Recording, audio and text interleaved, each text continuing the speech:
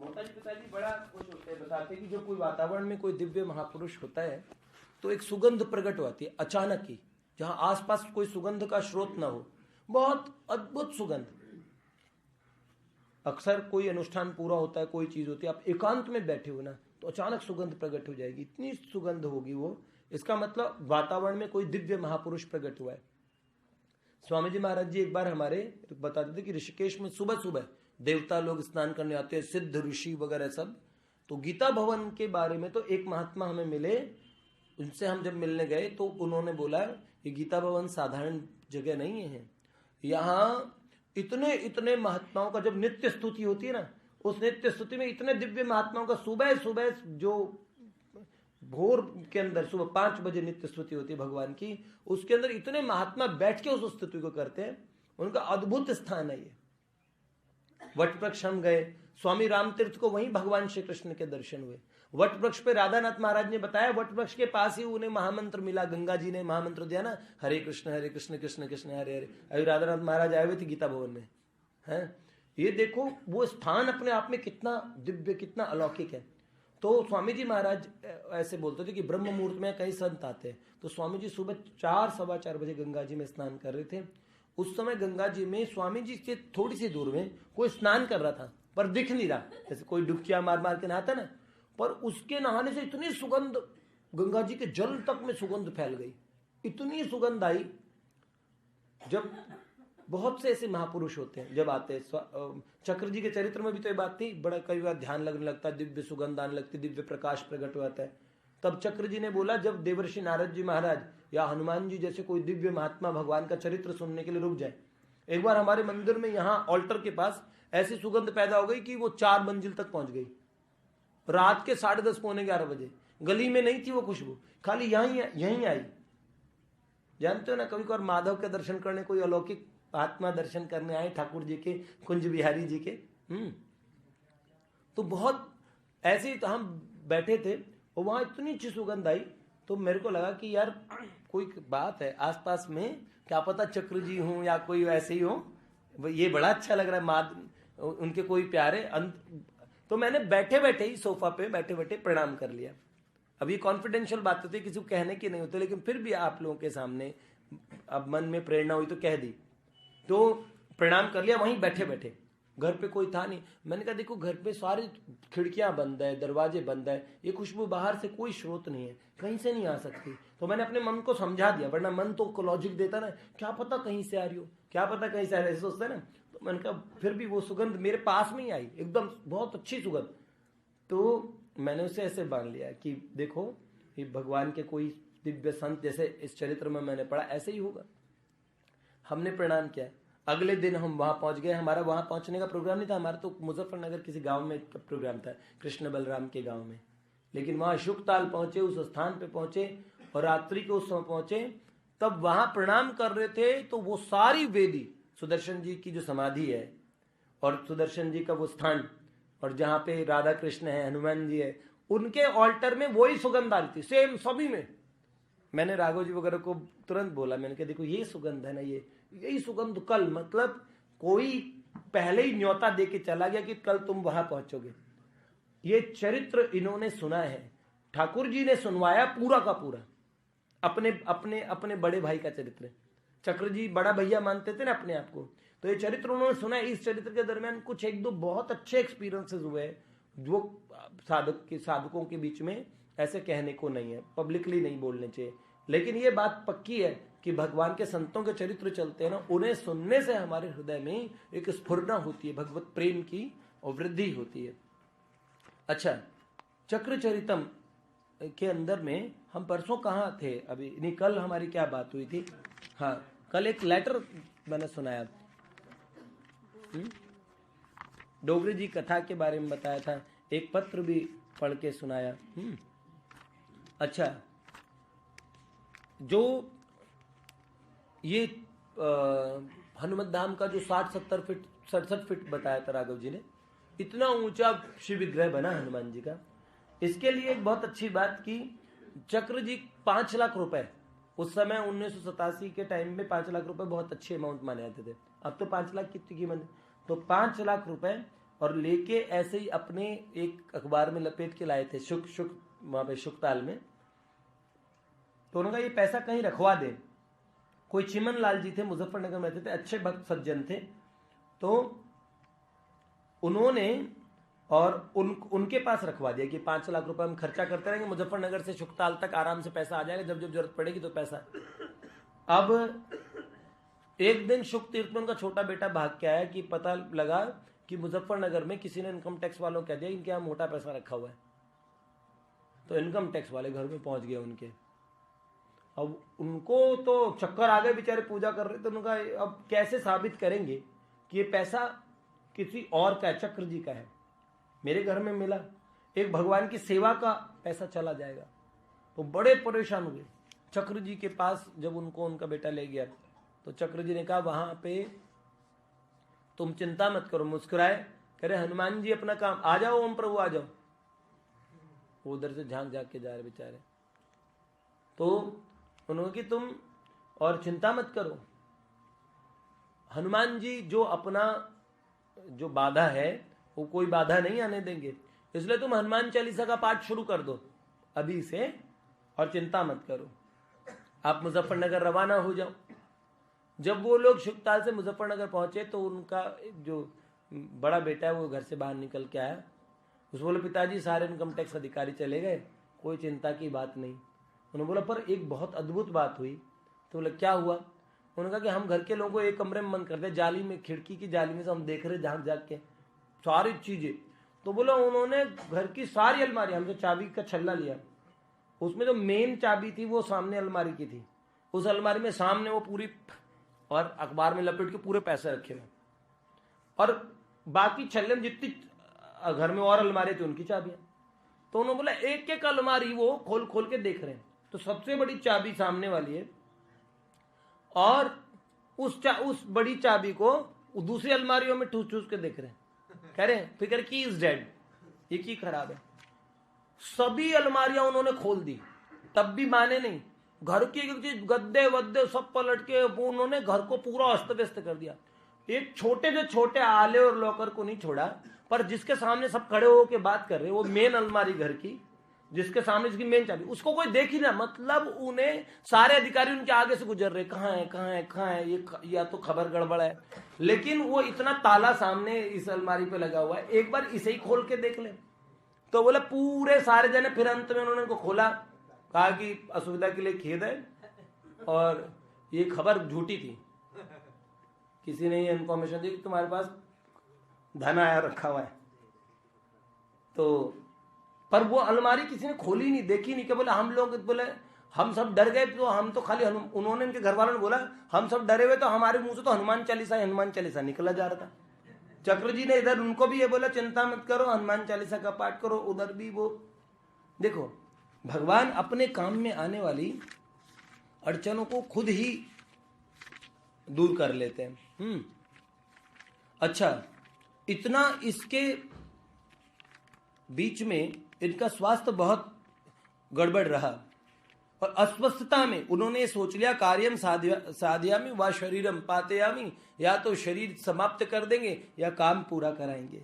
अब उनके पैरों में चक्र जी के जो थे वो खाने पीने का तो ध्यान रखते नहीं थे, तो घूमते बहुत थे, उनको चैन नहीं मिलता, अंत काल तक ही घूमते रहे वो।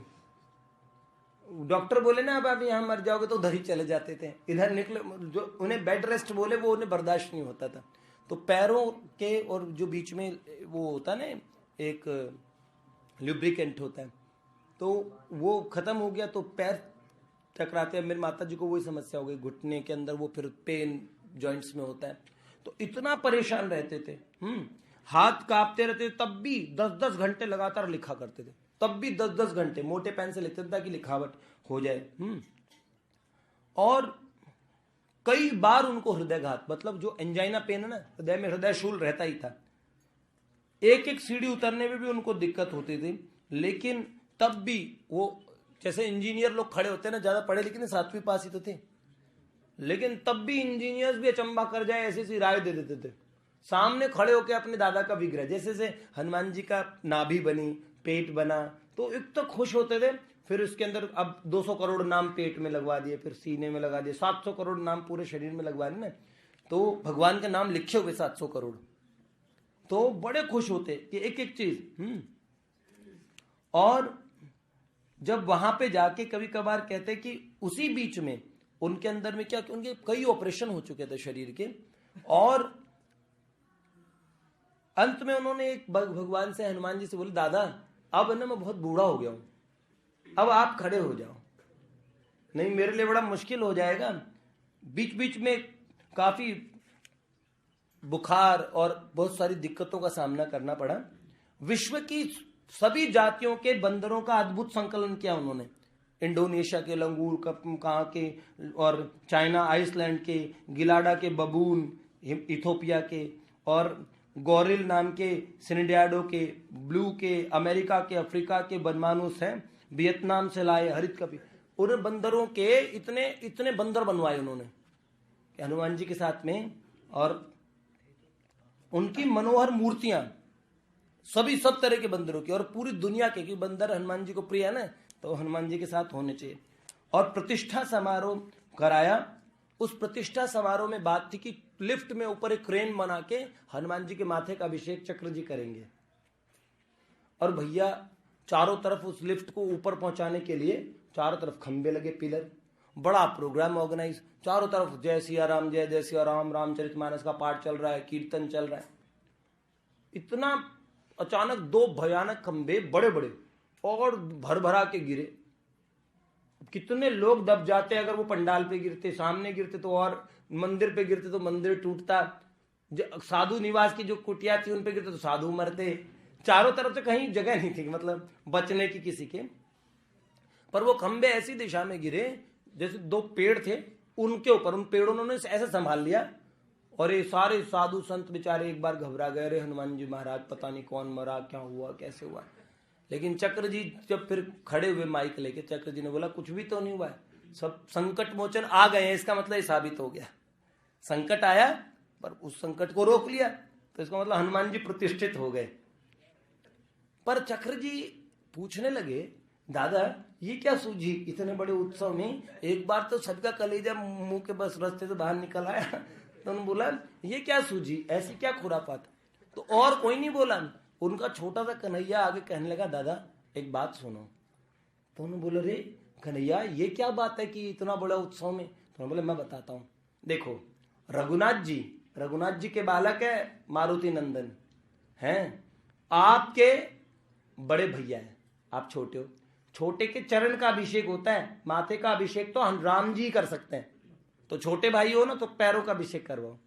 तो अंत में चक्र जी ने बोला कि भाई कन्हैया की बात तो न समझ में आई कि भाई हमारा कन्हैया देखो कहते ना क्या, रसिक प्रीतम हित चित्त की बतिया गिरधारी जूसो कहिए। एक जगह कहते हैं हित चित्त की बतिया मोहन कही कही देत। ठाकुर जी आपको वो बातें बता देते जो दुनिया में कोई किसी को नहीं बताता है। तो बड़े सुंदर तरीके से और इसका कार्यक्रम हुआ। कभी कभार ज्योतिषी के भी लिए लोग बोला करते थे, तो चक्र जी को ज्योतिष का भी बड़ा ज्ञान था। इसी बीच 19 नवंबर 1987 को उनके सबसे प्रिय मित्र अखंडानंद सरस्वती जी भगवान के धाम चले गए। अखंडानंद सरस्वती जी जैसे ही भगवत धाम गए तो चक्र जी एकदम टूट गए। उन्होंने बोला आज मेरी हालत वो हो गई जो श्री कृष्ण के बिना अर्जुन की हो गई थी। जब श्री कृष्ण भगवत धाम गए ना, अर्जुन एकदम विक्षिप्त जैसे हो गए। उस समय चक्र जी कुछ बोल नहीं पाए, लेकिन चक्र जी ने बाद में कहा कि कभी कभार अखंडानंद सरस्वती जी जैसे महापुरुष आते हैं, शंकर वेदांत जिसको कहते हैं ना, हमारे वैष्णव लोग जैसे मायावाद कहते हैं, और भगवान की भक्ति जिसे वैष्णव भक्ति, ये दोनों के ही सिद्धहस्त संत थे। अखंडानंद सरस्वती जी दोनों की विद्या, दोनों के बारे में पूर्ण ज्ञान, तत्वतः उन्हें पता था भगवान का। तो अखंडानंद सरस्वती जी को देखो भगवान के दर्शन कैसे हुए, बड़ी मुश्किल से उन्होंने भगवान के दर्शन, बड़ी भगवदीय साधना की उन्होंने, पर उनको पता किससे हुए, कृष्ण नाम जप से कृष्ण श्री कृष्ण की प्राप्ति। ये पुस्तक छोटी सी है, आप कभी पढ़िएगा उन्हें भगवान के कैसे और नाम जप कैसे करते थे। पहले वो जप यूं करते थे, जल्दी हरे कृष्ण ऐसे करके बहुत सारी माला करने का चाव था, तो इतनी तेज तेज कर रहे थे कि भगवान भी ना समझ पाए कि ज्यादा माला होती तो भक्त ऐसे करते ना, कई लोग तो माला पे खूंटी पढ़ाते, हाँ माला पूरी हो गई 16 हो गई पूरी, इस तरीके से माला बहुत ढंग से करनी चाहिए। तो एक नागा जी नाम के संत थे, गंगा जी के तट पे रहते थे। उन संत ने बोला, क्यों भगवान का नाम ऐसे होता है क्या, इसी से भगवान मिल जाएगा तुम्हें? अरे उत्सव मनाओ, एक एक नाम। तो बता रहे थे किस तरह करना चाहिए, हरे कृष्ण कृष्ण कृष्ण हरे हरे। उन्होंने इस तरीके से मंत्र बताया जिसे बोलते दीर्घ स्वर में। हालांकि जब माला करते तो माला में ज्यादा टाइम लगाना भी और बहुत कम टाइम लगाना भी दोनों ही गलत है। एक सही होता है, टाइम सही तरीके से बोलना चाहिए ये बात। लेकिन उन्होंने कहा माला का नियम की माला नहीं, आप भगवत प्राप्ति के लिए उस नाम को रस। एक हमें गंगा के पास, गंगा किनारे एक संत मिले थे, बोल रहे थे ना कैसे हरि नाम पे नाच रहे थे, कितने खुश हो रहे थे वो, हम लोगों को भी लेते हैं ना, कह रहे एक एक नाम चूस चूस के रहे, ऐसे बोल रहे थे ना, रस निकलता रस। कह रहे 40 साल मैंने ध्यान किया, 40 साल मेडिटेशन किया, अब नाम पे अद्भुत तरीके से नाचते हैं वो संत। कोई फोन नंबर कोई एड्रेस कुछ नहीं रखते, कह रहे जैसे भगवान ने अब मिलाया तब मिला देंगे, फिर मिला देंगे। हमने कहा पर सच्चे भजनानंदी महात्मा थे वो, हमें यूं ही वृंदावन की एक गली में मिल गए ऋषिकेश के बाद में। तो हमने उन्हें बता रही है तो वही महाराज जी, हमने रिक्शे वाले को पकड़ लिया। महाराज जी भी इतना खुश हुए, अगले दिन वहां पहुंच गए राम सेवाश्रम में, हमारे साथ नाम कीर्तन करा। बस वो जो भी मिले उनसे बोले भैया भगवान का नाम जपो है। अच्छा, इसके बाद में बहुत रुग्ण अवस्था के अंदर में भी जब अखंडानंद सरस्वती जी का जाना हुआ तो फिर तो उनका अंदर में ये जीने की बिल्कुल इच्छा भी खत्म हो गई और बार बार शुक तीर्थ आ जाते थे। बीमार बहुत रहते थे, लेकिन बीमारी के अंदर में भी नित्य नई झांकियों के दर्शन होते थे। हैं, एक बार क्या हुआ, रात्रि में शुक तीर्थ में रात्रि में छत पे चढ़ गए। आज भी आप शुकताल जाओगे ना तो हरिद्वार या किसी भगवदीय तीर्थ में भी इतनी शांति बची नहीं है। वृंदावन चले जाओ, वहां भी पूरा वो बन गया, लेकिन वहां इतनी प्राकृतिक दृश्य है। शुकताल वगैरह में आप कभी जाएंगे रात्रि शाम के समय, बड़ा अच्छा सा दर्शन, बहुत ही बढ़िया लगा हम लोगों को। चक्र जी कहते हैं यहाँ भी सब कुछ दिव्य तत्व है एकदम, मतलब भगवान की प्राप्ति इस स्थान पे हुई। आनंदवन कहते थे उसे, गंगा जी का, भगवती गंगा जी का तट है, बड़ा प्यारा स्थान है। तो एक दिन रात्रि में चक्र जी को देखा, एकदम बाह्य ज्ञान आकाश की तरफ एकदम एकटक देखे जा रहे थे। और एक परिवार कैलाश जी को ही अपना मानसिक पुत्र की तरह मानते, शिष्य उसको माना, क्योंकि ना तो इन महापुरुष ने जीवन भर कोई चेले चेले बनाए, ना इन्होंने कभी कोई आश्रम बनाया, कोई चीज की स्थापना नहीं, हर जगह रहे, फिर इधर गए इधर गए इधर गए, पर उन स्थानों को पूरा स्थापित इन्होंने ही किया। आज वो लोग इनको सब कुछ मानते हैं कि कैसे भव्यता से भगवान के भरोसे जीवन जिया जा सकता है बिना साधनों के। वही धोती, एक ही धोती पहनते थे और वही ओढ़ते थे, आधी पहनते थे आधी ओढ़ते थे। इतना विरक्त, इतनी विरक्ति साध संतों महात्माओं में भी न जाती, इतना विरक्त जीवन उन्होंने जिया। तो ऐसे ही रात्रि में ऊपर उसमें शुकताल में ऊपर चढ़े हुए तो इतना भाव विभोर हो गए। बाद में उनसे अस्फुट स्वरों में कुछ बोल रहे थे। तो मुन्नी दीदी की जो कैलाश जी की माँ थी, उनको वो भी माँ के समान ही मानते थे। तो उन माँ ने पूछा, आप आज अभी थोड़ी देर पहले जब हम छत पे आए तो हम देख रहे थे, आप आकाश में कुछ देख के वो बड़े भाव विवल हो रहे थे, ऐसी विवल अवस्था, ऐसा अश्रुपात, क्या बात थी? तो एकदम प्रबल अभिलाषा देख के उन्होंने कहा, माँ आकाश का नीलापन देख के रात्रि में आकाश और गहरा नीला हो रहा था, तो उस नील प्रकाश के अंदर चिदघन अपने कन्हई का स्मरण कर रहा था। उसी समय एकटक देखते हुए नील गगन में एक साथ कोटि सूर्य एक साथ उदित हुए हो और कोटि शत सहस्त्र चंद्र ज्योत्सना, मतलब चांद, करोड़ों हजारों करोड़ चांद एक साथ आते हो ना, ऐसी शीतल सोम प्रभा के बीच में बस श्री नारायण की त्रिभुवन मोहिनी छवि प्रकट हो गई। श्री शंख चक्र गदा पद्म लेके श्री ठाकुर जी हैं आकाश के अंदर, और भगवान में से अनंत और इतने दिव्य प्रकाश की रश्मियां नजर आई कि मैंने देखा कि ये सारे जीव, कीट पतंगे पौधे पेड़, उनकी प्रकाश रश्मियों से बने, हम सब उन्हीं की प्रकाश की रश्मियां हम में आप में कहते ना, एक भगवान का अंश जीवात्मा। तो उसको देख के ऐसा लगा सब कुछ कृपा का, ये जो जगत है ये भगवान की कृपा का स्वरूप है। तो उन्होंने कहा कि बस अब उन अखिलेश के चरण शरण में हम सदा डूबे रहे। सो सुख जन जान ही और मन और काना, नहीं रसना पही जाई बखाना। कि वो से कान और मन जानता है वो सुख कैसा होता है। भगवान का दर्शन कितनी सुंदर चीज होती है, जो वो आदमी वाणी से कोई बता नहीं सकता कि ऐसा लगता है। धीरे धीरे एक बार फिर मथुराए स्वास्थ्य बहुत ज्यादा खराब होता चला गया। सौभाग्य दीदी ने लिखा, हम लोग मिले तो हमने पहली बार देखा एक शेर जैसा आदमी पैर घिसट घिसट के चल रहा है, क्योंकि उनको कभी ऐसा देखा ही नहीं। तब भी बहुत पीड़ा में उनके मुंह से कभी उफ ये नाम तो निकले नहीं। जिस आदमी ने बिना बेहोशी कराए पेट फड़वा के ऑपरेशन करा लिया हो ठाकुर जी का स्मरण करके, वो आदमी वो जीवन के अंत तक कभी रोए नहीं, परेशानियों के चलते कभी परेशान नहीं हुए हैं। दवाइयां बस ऐसे कहते थे, शरीर खटपट कर रहा है, भाई भैया तुम लोग भजन करो। कृष्णा प्रभु अभी एक डॉक्टर साहब की रिकॉर्डिंग लेके आए, एम्स के बहुत बड़े डॉक्टर मोहता जी पिताजी के पास आए हुए थे, मैं भी उनसे मिल चुका हूँ, BN टंडन जी। तो उनका आप रिकॉर्डिंग देखिएगा, उनकी वीडियो उतारी हुई है। आंखों से जो शांति नजर आ रही ना, वो किसी संत महात्मा भगवत प्राप्त महात्मा वाली शांति उनकी आंखों में। 5 बार भगवान के साक्षात दर्शन उन्हें हुए। 80-90 साल की आयु है लगभग उनकी, शायद 80 से ऊपर होंगे, 84 है उनकी आयु। और बहुत बूढ़े वो डॉक्टर साहब, इतने सीनियर डॉक्टर हैं। जो भी यंग लड़के डॉक्टर आ रहे हैं ना कि वो नशा भी करते हैं, सब करते हैं, आजकल के डॉक्टर्स भी करते हैं, तो उनको भी चुपचाप माला देते हैं, माला करा करो जीवन। वो बार बार ये करते, भगवान सार्थक बनाओ। आज भी भगवान के दर्शन होते हैं, क्यों नहीं हो रहे भगवान के दर्शन? इस बात में जब तलाशोगे ना तो अपने अंदर कई कमियां नजर आएगी। और उन्होंने कहा बस एक दिन वो कमियां दूर हो जाती है। नाम परायण, वो नाम के लिए वो भी ज्यादा, जिन्होंने भगवान को पाया है, नाम जप। आज के युग में भगवान और सस्ते हैं। लगता है हमें कि मुश्किल है, लेकिन कुछ भी नहीं। मैं कहता हूं कोटि कोटि जन्मों से मुनियों ने जतन किया तब ठाकुर जी मिलते हैं। हम तो माधव के यूं ही चरण शरण में बैठे हैं भैया। तो उसके बाद में दिल्ली में भी चक्र जी का ट्रीटमेंट के लिए लेके आए, लेकिन बार बार हृदय शूल बढ़ जाता है, हृदय में एंजाइना पेन रहता ही, शरीर बहुत कमजोर हो गया। लेकिन उसके बाद में भी अपना, अब उनको पूर्वाभास होने लगा, जानकी मेरा जाने का समय है। एक दिन बोले उनसे, मुन्नी दीदी की माँ से, कि माँ अब है ना मुझे आप विदाई दे दो।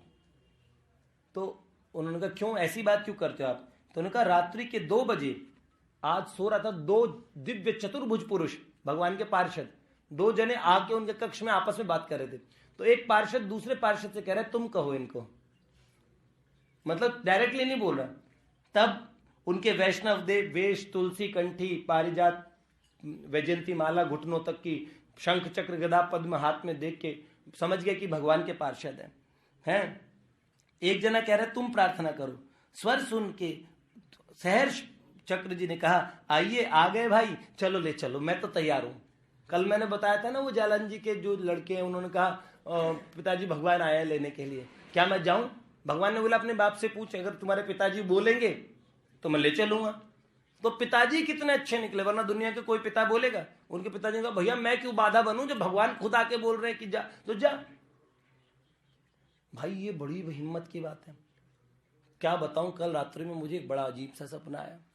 पूरी रात मेरी ऐसी निकल गई। यहाँ के मेरा तो एक कोई बहुत लाडला बहुत प्रिय यहाँ का, वो कभी सपने में नहीं आया सर मेरे, लेकिन कल सपने में आए कि वो गए, हो गया उनका कोई, उनका एक्सीडेंट हुआ, क्या हुआ, और मुझे खबर मिली कि तो मैं सपने में इतना दुख रहता, मैं कह रहा हे भगवान, माँ बाप को तो कितना दुख होता होगा, उनके बच्चे।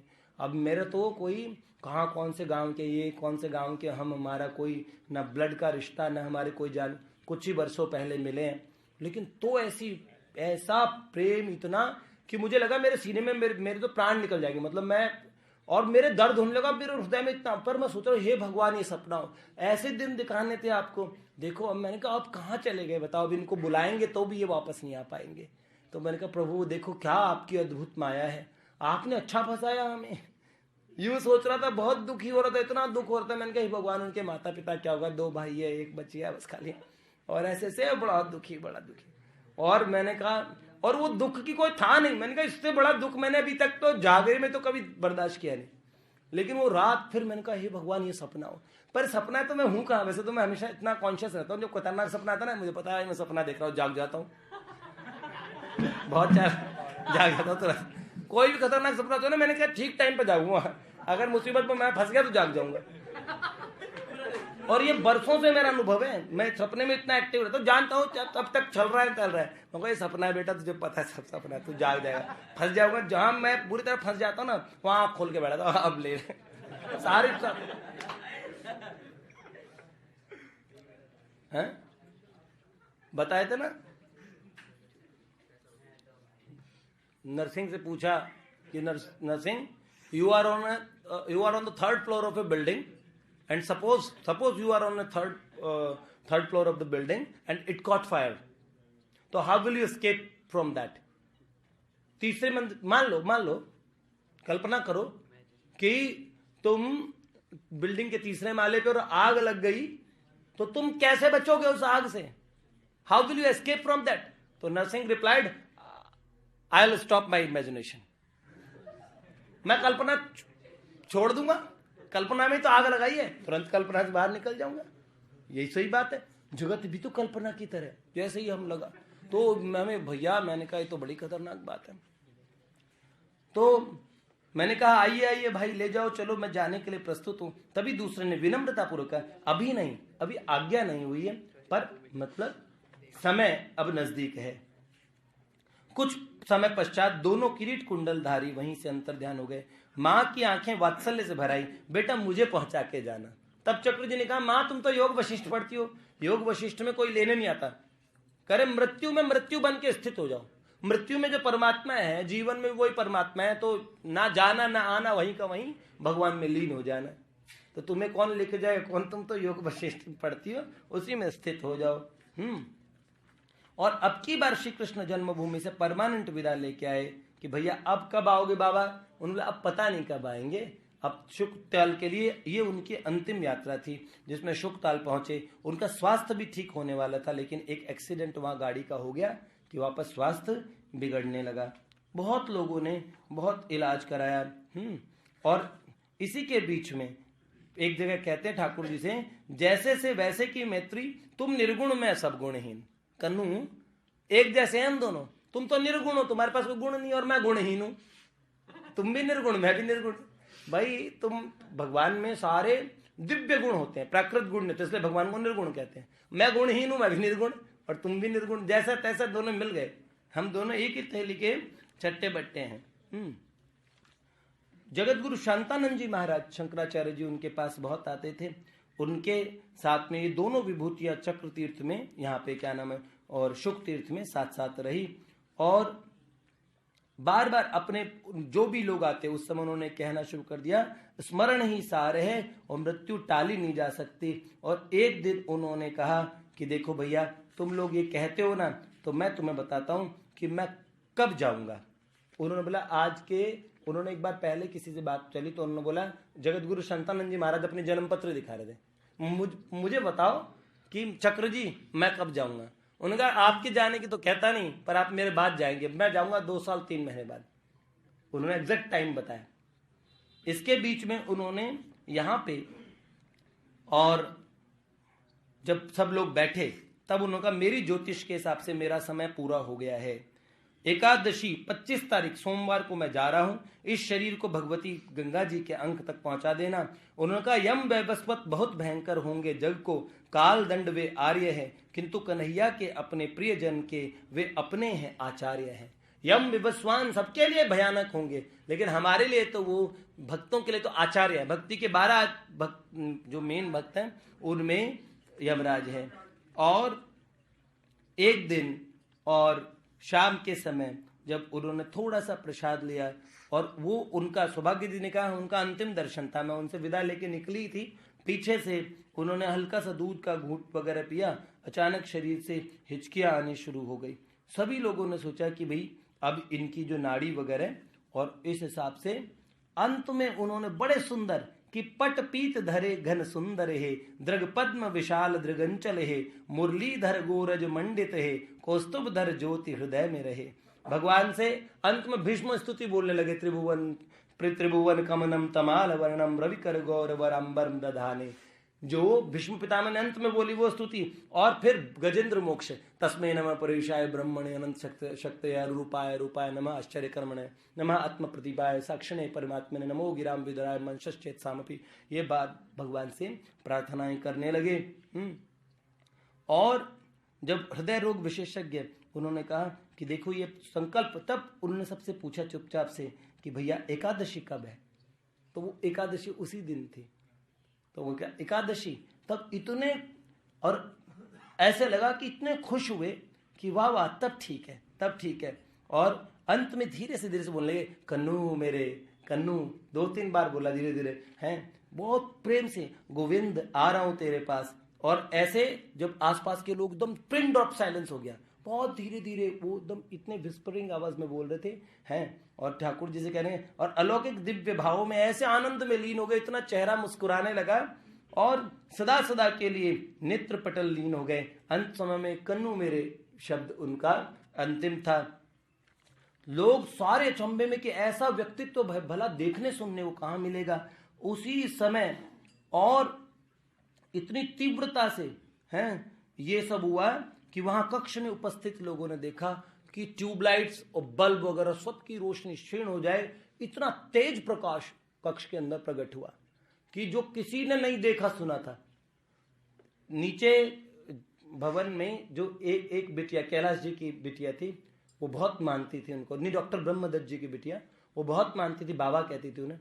तो वो अपनी दादी माँ के पास बैठी थी। उसने कहा एक बार मैं भी ना दादी माँ के पास किसी को बिठाया, चौकीदार को, मैं एक बार मिला हूं, उनकी भी हालत खराब है ऊपर बाबा की। तो ऊपर जाके देखने आ रही थी, अचानक उसने देखा कक्ष में से इतना तेज दिव्य प्रकाश निकला और आकाश में लीन हुआ। तो आकाश में एकदम बिजली चमकी हो ना, ऐसे इतनी तेज रोशनी हुई। उन्होंने कहा बिना बादल की तो बिजली कभी होती नहीं। एकदम अचानक जब गए ना तो सब लोग भगवान का नाम ले रहे थे, गोविंद गोविंद गोविंद गोविंद, सब लोग भगवान का नाम धीरे धीरे। तो उससे समझ में आया कि चक्र जी का और ये अंत समय था, है। यह अंतिम यात्रा जब उनकी निकली, पार्थिव शरीर को सब लोगों ने मालाएं वगैरह पहनाई, हनुमान जी के सामने ले गए हनुमत धाम के प्रांगण में, और सब लोगों ने देखा इतना तेज उनका और जो दिव्य मतलब उनके अंदर में था। और उन्होंने एक वसीयत अपनी छोड़ी, अंत काल में अपने पास एक वसीयत लिखी हुई थी।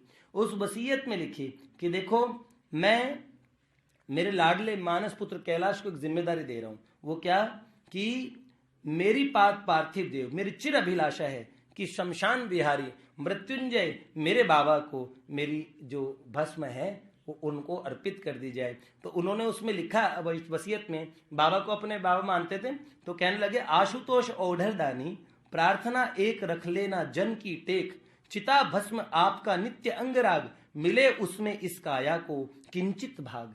मेरी काया को भी आपकी चिता भस्म में थोड़ा सा भाग मिल जाए, मेरी चिता भस्म का आपके अंगराग में थोड़ा सा भाग मिल जाए। भस्म तो बनना ही है देह को, धन्य कर देना यह धुर्जटी इस खेह को, अपने श्री करों से उठा लेना इस जन की चिता भस्म, अपने श्री अंग में लगा लेना, एव मस्तु कह दो वरद राज, आज इतनी रख लो जन के इलाज। अंत काल में देखो अपनी वसीयत में मैं पहले ही भगवान विश्वनाथ को अपनी चिता भस्म आज ही निवेदित कर रहा हूं। बाबा आप अपने श्री अंग पर चिता भस्म धारण करते ही हैं, मेरी चिता भस्म जब जलेगी तब मैं उसकी भस्म आपको अर्पित करने की हालत में नहीं रहूंगा। इतनी अनुकंपा आप ही करना कि मेरी चिता की भस्म की एक चुटकी, एक मुट्ठी जितनी आप उचित समझे श्री अंग पे धारण कर लेना। श्री चक्र जी गोलोक में अपने अनुज की नित्य सन्निधि में स्थिर पाने सिधार गए, किंतु मानव मात्र को अंतर्मुख होकर आनंद के था सागर में अवगाहन करने का पथ सूझा गए। अपनी कलम द्वारा लिखित श्री कृष्ण चरित, रामचरित, शिव चरित, हनुमत चरित उन्होंने इस भवसागर में भटकते जनों के लिए प्रकाश स्तंभ है। साधनहीन धनहीन एकाकी, साधन धनहीन जनहीन सब रिश्तेदार जिसके संसार में से चले गए हो, ऐसा व्यक्ति किस प्रकार जीवन को सफल बना सकता है, अपनी रहनी करनी कथनी जीवनी से भरपूर लोगों को समझा गए हैं। यही मानो हमारे लिए पर्याप्त न मानकर आते जाते अपने अनुज से प्रार्थना कर गए। अंत में भी जाते समय अपने कन्हैया से प्रार्थना कर गए कि लाला, जो तुम्हें पाना चाहे, तुम जिन्हें प्रिय लगो, जो तुम्हारी ओर चलना चाहे अथवा इस पथ पर चलकर भटक गए हो, यही नहीं जो भूल से भी तुम्हें याद कर ले, उन्हें मैं तुम्हें अर्पित करता हूँ, अर्पित करता हूँ। जो भटक गए हो उनको भी मैं तुम्हें अर्पित कर रहा हूँ, जो तुम्हें भूल के भी पाना चाहे उनको भी मैं अर्पित करता हूँ, मानस रूप से अर्पित करता हूं। उन्हें जो इन पुस्तकों को पढ़ने में रुचि रखे, इन्हें अवलंबन रूप में स्वयं को देना तुम्हारा दायित्व है। जो तुम्हारी किताबों को, इन किताबों को पढ़ता हो, तुम्हारे चरित्रों को पढ़ता हो, उन्हें देना। तो मुझे तो दे दिया भैया, मैंने तो कन्हैया को सुनाया, मैंने तो कह रहा कि तो ब्राह्मण की दक्षिणा होती है, मैं जाति से ब्राह्मण हूँ, सही है, और ऐसे दक्षिणा देता नहीं कोई छोटी मोटी जगह। तो अब मैंने कहा अब मैं सबसे बड़ी जगह ही दक्षिणा, तो मगर मेरी तो दक्षिणा ये, मैंने तो चक्र जी का चरित्र भी सुनाया। मानो श्री चक्र जी हम सबके ही उद्धार के लिए यह वसीयत अपने अनुज के नाम लिख गए। कहने लगे, कन्नू मेरे, अपने चारू चरितों का तुमने प्रकाश दिया, अंतर पवित्र किया। किसमें सामर्थ्य है, कोई शक्ति कोई साधन तुमको छुए, अपना बनाया मुझे, स्वतः तुम मेरे हुए। अपना यह चरित्र अब तुम स्वीकार करो, इसको कृतार्थ करो। इतना और कृपा सिंधु रसिक सिरमोर, तुमको अपनावे जो पढ़े सुने अपनावे, जिनको तुम्हारा उज्जवल सुयश भावे, उन्हें अपनाओ, उन्हें स्वीकार करो लाला, उनमें प्रीति भाव भरो, उन पर रहो सदैव नंद तनय। ठाकुर जी को सदा आशीर्वाद देते रहे अपने जीवन में। भक्तवत्सल भगवान की जय। आज समापन हो गया इस चरित्र, इसलिए मैंने आज समय लिया, और एक महापुरुष इतने दिनों तक हम लोगों के बीच में रहे। कल से फिर कोई और नई वार्ता, कुछ नया हमने सोचा नहीं है, लेकिन फिर सोच के कोई बताएंगे। ऐसा ही मीरा चरित्र के बाद, मीरा चरित्र पूरा हो, ये चरित्र, ऐसे बहुत संतों के चरित्र यहाँ पे पूरे हों, हम समझें। भक्तवत्सल भगवान। आज तो अंग्रेजी की कक्षा भी थी, तब भी हमने समय बहुत लगाया। किसी का बर्थडे तो नहीं ना? प्रियाशरण आए क्या? अच्छा,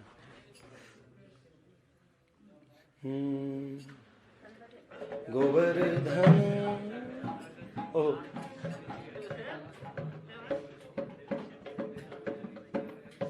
लो ये दूसरा वाला दो। सेठ जी के लिए दूसरे विचार लाने पड़ेंगे, मेरे पास रखे हुए सेठ जी के, ढूंढ के देने पड़ेंगे। 9 मार्च है? तुम्हारे अंदर जो सत्ता, स्फूर्ति, शक्ति, चेतना है, वह सब प्रभु से ही मिली है। प्रभु ही तुम्हारे जीवन में पुष्टि, तुष्टि, शांति, कांति, क्षेम, प्रेम, ज्ञान, विज्ञान के रूप में अभिव्यक्त है। जो कुछ अच्छा है वो सब कुछ भगवान का ही है।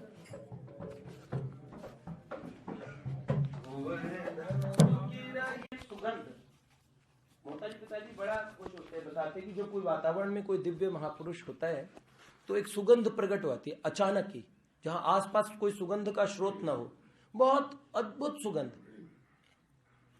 अक्सर कोई अनुष्ठान पूरा होता है, कोई चीज होती है, आप एकांत में बैठे हो ना, तो अचानक सुगंध प्रकट हो जाएगी, इतनी सुगंध होगी वो।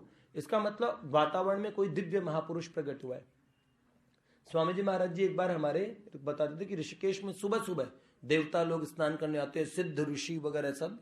तो गीता भवन के बारे में तो एक महात्मा हमें मिले, उनसे हम जब मिलने गए तो उन्होंने बोला ये गीता भवन साधारण जगह नहीं है, यहाँ इतने इतने महात्माओं का जब नित्य स्तुति होती है ना, उस नित्य स्तुति में इतने दिव्य महात्माओं का सुबह सुबह जो भोर के अंदर सुबह 5 बजे नित्य स्तुति